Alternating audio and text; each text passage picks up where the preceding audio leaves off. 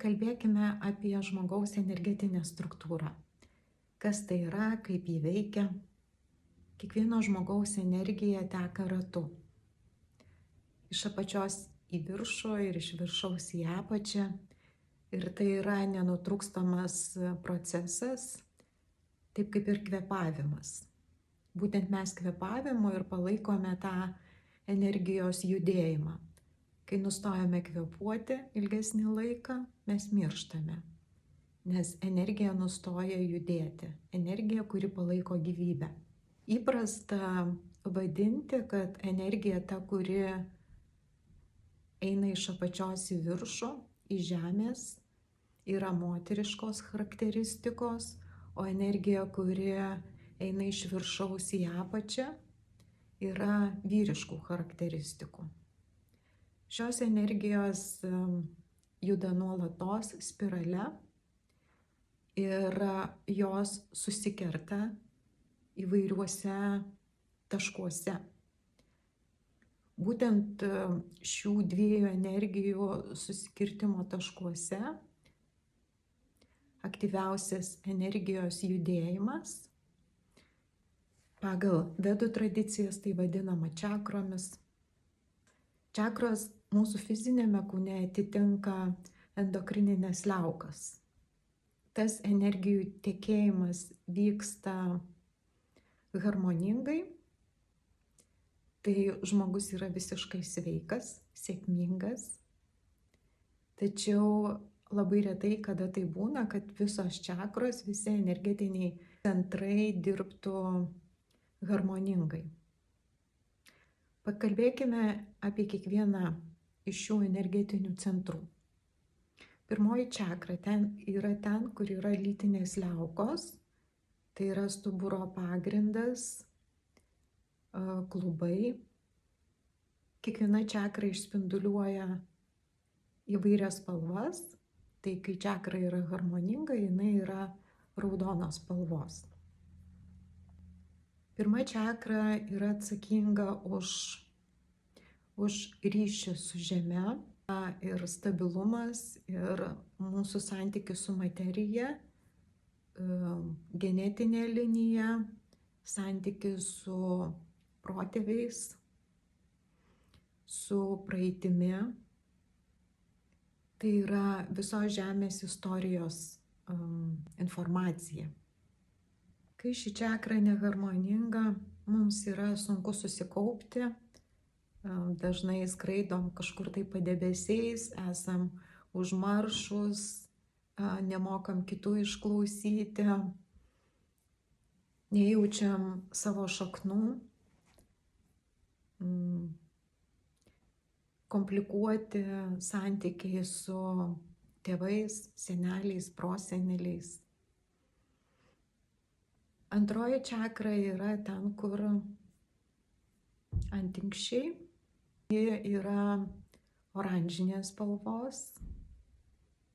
Ši čakra yra atsakinga už kūrybą, už malonumą, už gyvenimo saldumą. Kai ši čakra yra nesubalansuota, tai mes nepasitikime savimi, nevertiname savęs, aišku, tada nevertiname ir kitų. Mus kamuoja tokie negatyvūs jausmai kaip kaltė, kaip gėda. Ir tai mus verčia būti aukos rolėje, silpnais žmonėmis, kur nejaučiame savo prigimtinės jėgos. Trečioji čakra yra ten, kur kasos liauka, geltonos spalvos. Ši čakra yra atsakinga už džiaugsmą, idėjas, įkvėpimą, veikti, dalintis, už drąsą. Ir kai ši čakra yra nesubalansuota, tuomet mums sunku veikti. Ketvirtoji čakra tai yra užkrūčio liauka, tai širdies centras, žalia spalva. Ši čakra apjungia dangų ir žemę. Tai yra vienybė su visu pasauliu, meilė savo, meilė žmonėms.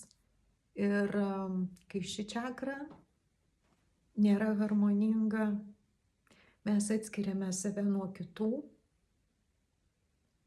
nejaučiame kitų žmogaus skausmo, nematome gamtos grožio, nematome šio pasaulio grožio. Mus tada kamuoja liūdesys, neviltis, vienišumas, atskyrimas. Toliau seka skydliaukės čakra, kuri yra žydros spalvos. Ji yra atsakinga už saviraišką, už komunikaciją, už bendravimą su aplinkiniu pasauliu, už idėjų, savo asmeninių idėjų skleidimą. Kai ši čakra yra neharmoninga, mes nenorime bendrauti, mes kompleksuojame, mums sunku išreikšti tai, ką mes galvojame per žodžius. Ir šioje čakroje prarandame balansą tarp savo minčių, tai, ką mes sakome, tarp tai, ką mes darome. Visa tai išsibalansuoja. Šeštoji čakra yra hipofizė, epifizė. Tai yra taškas tarp antakių, dar kitaip vadinama trečioji akis. Yra tamsiai mėlynos spalvos, indigo dar kitaip vadinama spalva.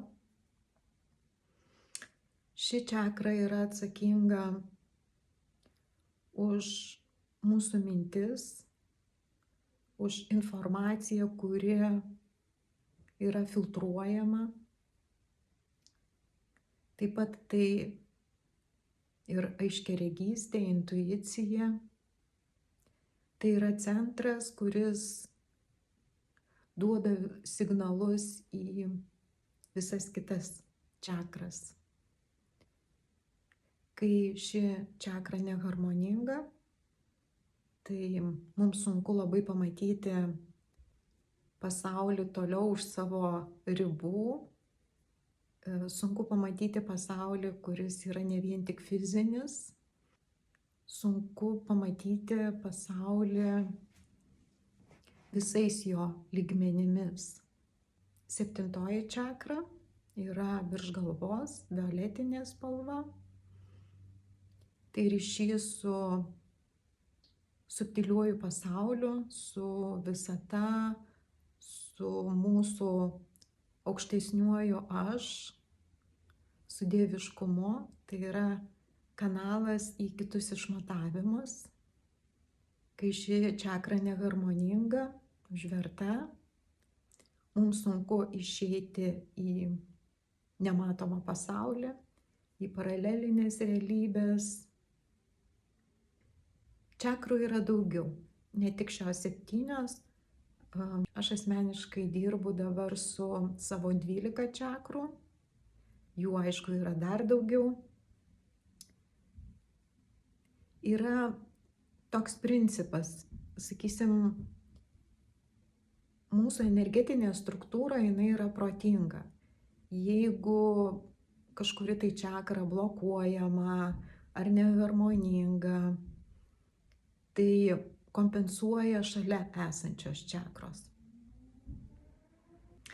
Ir kai mes kalbame apie kundalinį energijos kilimą, centriniu kanalu, stuburo kanalu, tai nereiškia, kad jeigu, sakysim, tarkim, pirma čakra yra blokuojama ir viskas, ir ta energija negali pakilti. Kai mes užsiimame energijos harmonizacija, garsu, kvėpavimu, yra balansuojama visa struktūra. Tai yra, kad dėmesys į kiekvieną čakrą ją aktyvina ir subalansuoja visą 7 čakrų sistemą. Kodėl tai mums turėtų rūpėti ir kodėl jau daug metų pašvenčiau žiniom ir visai šitai informacijai, visom šitom praktikom. Todėl, kad kai energija teka harmoningai, pirmiausia, mes atrandame vidinę taiką savyje, ramybę, atrandame išmintį, atrandame vienybę su visu pasauliu, su aplinka, įgauname sugebėjimą gydyti energijas. Jeigu kiekvienas žmogus taptų sugebantis tai pasaulyje nebūtų nei karų, nei žudimų, nei pavydo, nei agresijos, visų šitų dalykų nebūtų. Suprantu, kad tai nėra toks greitas vienos dienos procesas, bet tikiu, kad kiekvienas žingsnis, kad ir labai nedidelis, tai yra žingsnis į priekį.